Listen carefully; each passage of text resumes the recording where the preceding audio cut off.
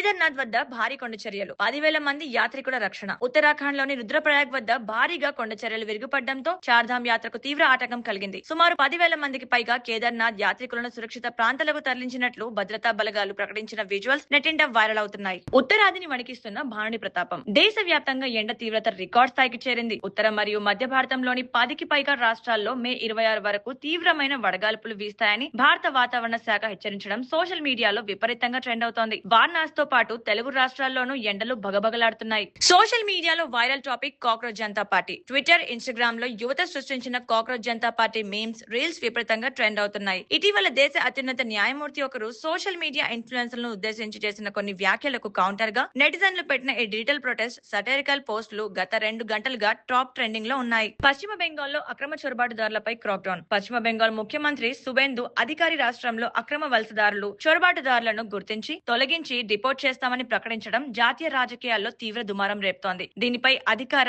ప్రతిపక్షాల మధ్య తీవ్ర స్థాయిలో వాదోపవాదాలు నడుస్తున్నాయి.